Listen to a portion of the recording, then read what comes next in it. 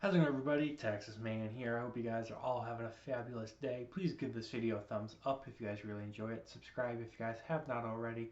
Also, do me the biggest favor of all, hit the bell notification button so you guys don't miss out on future videos or streams on my channel. Also, if you guys would head over to Twitch, follow me there at Douglas447. I stream there at least once a week, whether it be for Call of Duty, Battlefield, Halo, Destiny 2, or anything else you guys suggest for me to stream over there. And we are going to be talking about Fear the Walking Dead Season 6. This is part 3. This is going to be covering episodes 8, 9, and 10. If you guys haven't had a chance to check out my other Fear the Walking Dead videos, make sure you guys go ahead and do so. They are all in the TV show playlist, or you guys can just use the search engine on my channel. Just type in Fear the Walking Dead, and it'll bring up my Fear the Walking Dead reviews. I do have Season 6 part 1 and part 2 already up, and I am planning on doing a part 4 and possibly a part 5, depending on how long season 6 is.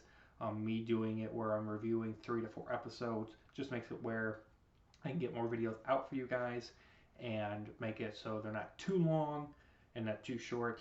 So just want to let you guys know about that. So we're going to be jumping in, and I'm going to be giving a score at the very end of what I think of these 3 episodes combined.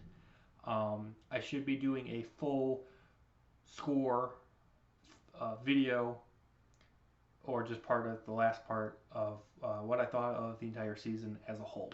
So currently, at the time we were recording this video, I think Fear the Walking Dead Season 6 is kind of at an 8 out of a 10. There's a lot that I've been enjoying. Unfortunately, there are a couple things that I didn't like personally as a fan of Fear the Walking Dead. So, jumping in with episode 8, some really great zombie action. I'm happy that they did this episode. It's especially for the show being in such a long hiatus because of COVID. Great zombie action. Great zombie action. Tons of season 4 references. I was shocked also when Dakota killed John. When Dakota killed John, I was like, okay, I really hate Virginia, but now I want both Dakota and Virginia to die in this show. Because I was just like, no, you killed a fan favorite character from the very beginning of season 4 off in the middle of season 6. I'm just like, oh, no. Also, I'm kind of concerned if they're going to go down this road for the rest of season 6 where they're killing characters off. Who's going to be left for season 7? Who? Just Alicia? Uh, also, this episode stressed that family is very important.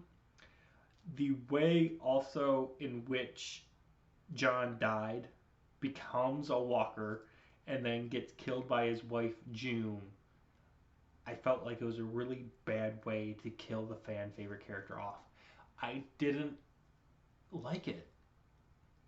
I thought it was really disrespectful. And I'm like, the whole emotional stakes, like they try to make it where June finding John as the zombie walker, the emotional impact wasn't there. I felt empty inside. I was just like, okay, you just killed off my fan favorite character, and now like 2 3 minutes later, now you're gonna have his wife kill the zombie version of him. And I'm just like, I still haven't recuperated from the fact that you've killed him off, and now you're gonna kill him again as a zombie. Like, I'm I didn't like it, and the musical score, I didn't like, and I don't know why, but their facial expressions were weird. Like, I don't know what was going on with the camera angle or the lens, or maybe it was the sun in the sky or something. But I was just like, I didn't like it. I didn't have the emotion of like, hey, goodbye, John. You're off the show now. I'm just like, I didn't feel invested in it.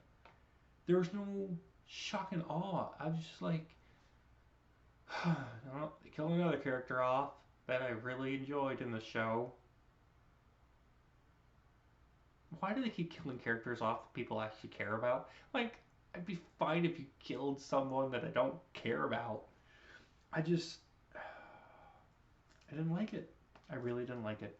All right, moving on. In episode 8, we also learned that Dakota was the person that saved Morgan in the season 5 finale. Yes, we finally got that question answered. After all this time, after almost an entire year, we finally get the big question answered as to who saved Morgan. So the theory that it was Madison and that she survived the events of season 4 and that she's the one that saved Morgan, those are all out of the window. Those are no longer viable theories or conclusions. Dakota saved Morgan. And I love how even in the episode they were toying around with the fact that Morgan's like, no, it couldn't have been you. It must have been somebody else. I'm like, oh, come on, please let it be Madison. Please, not Dakota. And they're like, no, it's Dakota. Dakota saved Morgan. So, hope that Madison will still show up eventually. But, no, she didn't save Morgan. Sorry. So, with that, I'm going to give episode 8 an 8 out of 10. Moving on to episode 9. I thought it really had some phenomenal action. Probably the best action sequence that we've gotten here in season 6. The war lines and the war between Morgan and Virginia's armies begins. I loved how the truth of all the past 7 episodes finally brings out the fact that Virginia and what she's trying to accomplish is wrong. And it ends up splitting Virginia's Ranger forces in half. So half of Virginia's Ranger forces join sides with Morgan, and they end up just basically transferring power, and they end up joining the leader, second in command under Virginia, being Strand. So Strand now has his own Ranger army. Morgan has his own army at the bunker complex or whatever, and also all of Virginia's rejects that are less than her also have their own standing army. So we have 3 factions. And it was like, okay, we're getting into the Walking Dead territory now, kind of, and I really enjoyed that. The war, basically, for Morgan's army, Strange Ranger forces, and the Virginia outcasts all go head-to-head, and they want to have Virginia's head. It was a really interesting diplomatic war. It's not a big shootout. I mean, there's a little bit, but it's not much.